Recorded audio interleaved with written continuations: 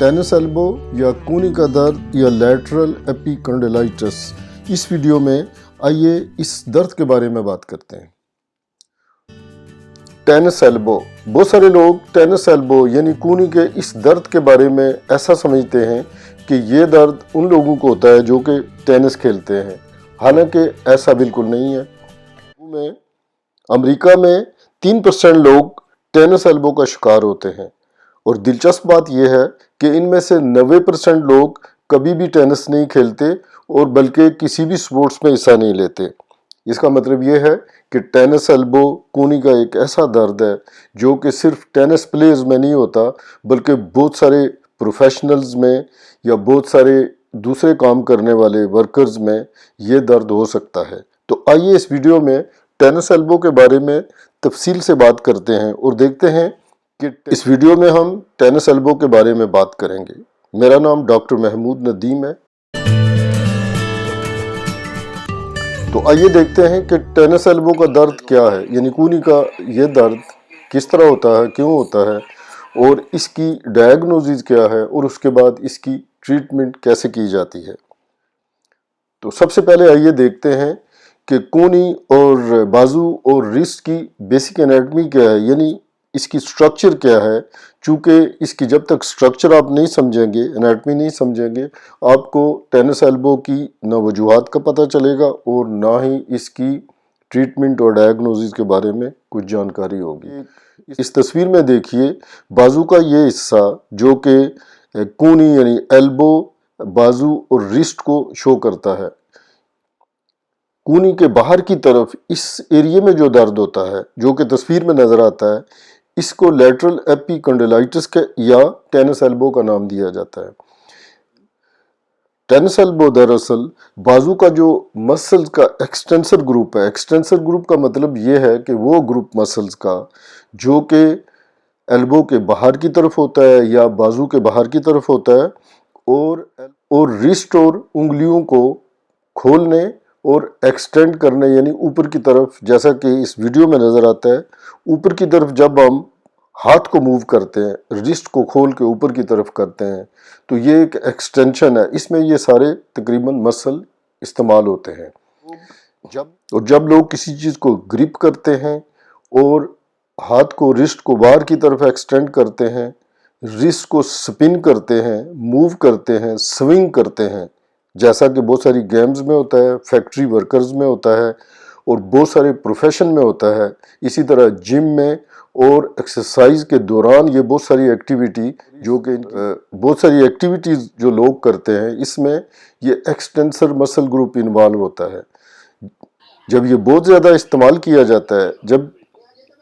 जब ये muscle group जो कि इस तस्वीर में एक बल्क नज़र आता है, ये सारा एक्सटेंसर मसल ग्रुप है। इसको सिंपल लैंग्वेज में या सिंपल ज़बान में जब हम समझाते हैं तो ये जितने मसल्स हैं जो यहाँ अटैच होते हैं और इस हाथ को, मुट्ठी को खोलते हैं, रिस्ट को एक्सटेंड करते हैं, ये सारा जो मसल्स का ग्रुप है, ये सारा जमा होके कूनी के इस हिस्से में आके अटैच होता है। यानी इन मसल्स के जितने टेंडन्स हैं वो कूनी के बाहर की तरफ यानी लैटरल साइड पे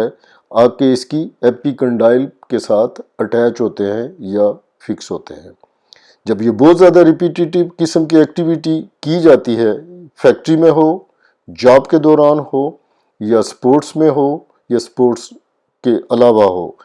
तो ये एक्टिविटी हर वक्त इन मसल्स को एक्टिवेट करती है, यूज़ करती है, इस्तेमाल करती है, जिसकी वजह से यहाँ का जो टेंडन है ये वीक होता है या इसमें सोजिश होना शुरू हो जाती है। जब बहुत ज़्यादा वेट लिफ्टिंग की जाती है, स्क्वाश खेलने वाले लोग इसको बहुत ज़्यादा इस्तेमाल करते हैं, tennis players, volleyball players, even के क्रिकेट के अंदर जब वो बॉल को स्विंग करते हैं या बॉलिंग कराई जाती है, उसमें भी इन मसल्स का बहुत बड़ा रोल है। और जब ये मसल्स बहुत ज़्यादा इस्तेमाल होते हैं तो यहाँ जो इनकी टेंडन की अटैचमेंट है, इसमें माइक्रोटीयर होना शुरू हो जाते हैं। जब माइक्रोटीयर होते हैं तो वहाँ इन्फ्लेमेशन होती है, सोजिश होती है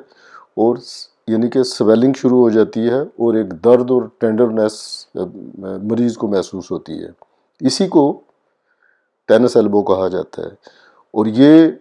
سویئر بھی ہو سکتی ہے، مائلڈ بھی ہو سکتی ہے، ماڈریٹ بھی ہو سکتی ہے، ڈیپینڈ کرتا ہے کہ اس ایریے کا جو ٹینڈن یہاں اٹیچ ہوا، اور موسٹلی اس میں ایکسٹینسر کارپی ریڈیالس بریوس کا استعمال ہے، یعنی اس گروپ کے اندر ایک ایسا مسل ہے جو کہ زیادہ انجر ہوتا ہے، لیکن موسٹلی کوئی بھی مسل، اور یاد رکھنے کی بات یہ ہے کہ یہ جو ایک گروپ آف مسلز ہے ان میں سے کسی بھی مسل کا ٹینڈن یہاں جو اٹیچ ہوتا ہے وہ زخمی ہو سکتا ہے، انجری ہو سکتی ہے، یا اس میں سوزش ہو سکتی ہے۔ موسٹلی دیکھنے میں یہ آیا ہے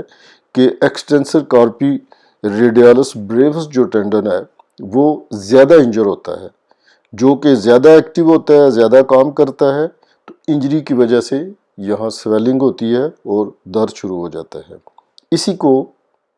ٹینس ایلبو کہتے ہیں۔ ان بہت ساری ویڈیوز میں آپ دیکھیے کہ یہ جتنی ایکٹیویٹی ہیں یہ ساری ٹینس ایلبو کا کاز کرتی ہیں، اور ان ساری ایکٹیویٹیز میں لوگ جو بازو کا استعمال کرتے ہیں، یعنی کہ اپنی فنگرز کو کھولتے ہیں، بند کرتے ہیں، گرپ کرتے ہیں، رسٹ کا استعمال کرتے ہیں، اور اس رسٹ کا جب بار بار استعمال کیا جاتا ہے، فنگرز کا بار بار استعمال کیا جاتا ہے، یہ سارے مسلز ہر وقت ایکٹیو رہتے ہیں اور ان کے اندر ایک طرح کی انجری شروع ہو جاتی ہے۔ اسی کو ٹینس ایلبو کہتے ہیں۔ اب یہ دیکھتے ہیں کہ ٹینس ایلبو کے سمٹمز کیا ہیں، یعنی کہ مریض کیا محسوس کرتا ہے اور کیا بیان کرتا ہے۔ جب ایلبو کے اس حصے میں انجری ہوتی ہے، یعنی ایکسٹینسر مسلز کے یہ ٹینڈن انجر ہوتے ہیں یا ان کے اندر کوئی اس طرح کی توڑ پھوڑ ہوتی ہے، تو ایسی صورت میں اس ایریا میں درد ہوتا ہے، سورنس محسوس ہوتی ہے، برننگ سینسیشنز ہوتی ہیں، اور بعض دفعہ یہ درد آرم میں یعنی کہ بازو میں نیچے کی طرف رسٹ اور ہاتھ کی طرف بھی ریڈیٹ کرتا ہے، اور مریض جب بھی کوئی رسٹ اور ہاتھ کی ایکٹیویٹی کرتا ہے، گرپ کرتا ہے، موو کرتا ہے، تو یہ درد ٹریگر کرتا ہے، یعنی کہ زیادہ محسوس ہوتا ہے۔ اب آئیے دیکھتے ہیں کہ ٹینس ایلبو کی تشخیص کیسے کی جاتی ہے۔ تشخیص میں جو سب سے پہلی چیز آتی ہے وہ ہے کلینکل ہسٹری، مریض کی ہسٹری، یعنی اس کی ایکٹیویٹیز، چاہے وہ سپورٹس کی ہو یا اس کی کوئی پروفیشنل انجری ہو یا کوئی اس طرح کی دوسری ایکسیڈنٹل انجری ہو، یہ ساری چیزیں اس کی ہسٹری میں، مریض کی ہسٹری میں آ جاتی ہیں۔ اس کے بعد ڈاکٹر کلینکلی ایگزام کرتے ہیں، اور ایگزام کے دوران کچھ سمپل ٹیسٹ کرتے ہیں جس سے ٹینس ایلبو ڈائیگنوز کیا جا سکتا ہے وداؤٹ انویسٹیگیشن۔ اس کے علاوہ جو ٹیسٹ اس میں ریکمینڈیڈ ہیں، اس میں الٹراسونوگرافی جو ہے وہ بہت ہی امپورٹنس رکھتی ہے، اور چونکہ ultrasound musculoskeletal ultrasound easily available ہے دنیا کے ملکوں میں، اس لیے شارپلی اس کو الٹرا ساؤنڈ کے تھرو ڈائیگنوز کیا جا سکتا ہے۔ لیٹر آن ایم آر آئی بھی بہت اہمیت رکھتی ہے، لیکن الٹرا سونوگرافیکلی زیادہ آسان اور شارٹ طریقے سے جلدی میں یہ ڈائیگنوز کیا جاتا ہے۔ اس کے علاوہ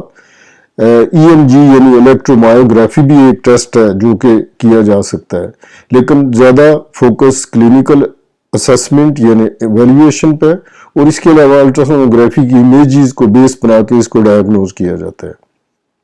ایکس رے بھی اس میں ہیلپفل ہو سکتا ہے، چونکہ ایکس رے کے دوران اگر کوئی بونی انجری ہو تو اس کو بھی یا آرتھرائٹس کو بھی ایکسکلوڈ کیا جا سکتا ہے۔ تو اب آئیے دیکھتے ہیں کہ الٹرا ساؤنڈ کی مدد سے ٹینس ایلبو کو کیسے ڈائیگنوز کیا جا سکتا ہے۔ اس ویڈیو میں دیکھیے، یہ ایک ریئل ٹائم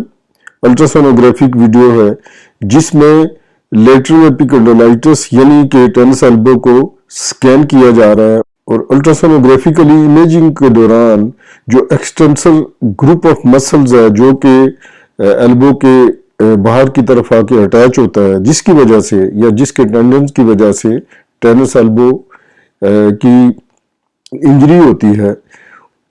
اس کو اس ریئل ٹائم میں دکھایا گیا ہے۔ اس ویڈیو میں یہ لیٹرل ایپیکنڈائل ہے، یعنی کہ وہ حصہ ہے جہاں کے وہ گروپ آف مسلز کا ٹینڈن آ کے اٹیچ ہوتا ہے، جو کہ انجری، جس کی جب انجری ہوتی ہے تو ٹینس ایلبو کی وجہ بنتی ہے۔ اس ویڈیو میں دیکھیے یہ جو گروپ آف مسلز ہے، اس ویڈیو میں دیکھیے یہ وہ ٹینڈن کا ایریا ہے جو کہ نیچے کی طرف آتا ہے اور یہاں آ کے बोन के ऊपर यानी लैटरल एपिकंडाइल के ऊपर अटैच होता है। और अब इस इमेज में देखिए ये हिस्सा यानी ये जो ब्लैक हिस्सा नजर आता है हाइपोइकोइक एरिया, ये शो करता है कि ये टेंडन जो कि कॉमन एक्सटेंसर टेंडन है ये यहाँ से इंजर हुआ है या इसका ये टीयर हुआ है जो कि एक पार्शियल टीयर नजर आता है। यही टेनिस एल्बो का एक वजह बनता है। और ये जो टीयर है ये कम भी हो सकता है, ज्यादा भी हो सकता है। इसके अंदर कुछ इन्फ्लेमेटरी यानी सोजिश वाली चेंजेस आ जाती हैं और वक्त के साथ साथ इसमें बहुत सारी तब्दीलियां आती हैं। जो टाइम गुजरता जाता है इसके ये जो इंजर्ड एरिया है या जो टीयर है ये या तो बढ़ता जाता है, अगर प्रॉपरली इसकी ट्रीटमेंट ना की जाए तो यही एरिया एक्सटेंड करता है, बढ़ता है और अल्टीमेटली ये पूरे का पूरा टेंडन मुकम्मल टीयर हो सकता है या रप्चर हो सकता है, जिसको complete tear of the tendon कहते हैं। यही वजह है कि जब इंजरी स्टार्ट हो तो इसकी शुरू में ही तशखीस होनी चाहिए, प्रॉपर मुकम्मल इसकी तशखीस यानी डायग्नोज होना चाहिए और उसके बाद उसका फौरी तौर पर इलाज शुरू होना चाहिए। एक्यूट इंजरी का इलाज होना बहुत ज़रूरी है ताकि इस इंजरी को यहाँ ही रोका जाए और इसको रिवर्स किया जाए। जो लोग इंजरी के फौरी बाद इसको प्रॉपरली डायग्नोज नहीं करते या करवाते या इसका प्रॉपर मैनेज नहीं करते या इसको प्रॉपर इसका इलाज नहीं करते, वो इसका इस टेंडन के मजीद जख्मी होने का या अल्टीमेटली रप्चर होने का शिकार हो जाते हैं। इसीलिए जब ये इंजरी हो तो फौरी तौर पे इसको तशखीस करना चाहिए या करवाना चाहिए और इसका प्रॉपर इलाज करना चाहिए जो कि इसका इलाज बनता है, जिस पर हम आगे इस पर मजीद बात करेंगे। और याद रखने की बात यह है कि टेंडन की इंजरी हील करने में बहुत वक्त लेती है, हफ्ते नहीं महीने लेती है। और जिस तरह के टेनिस एल्बो की ट्रीटमेंट 6 महीने से 2 साल तक भी हो सकती है।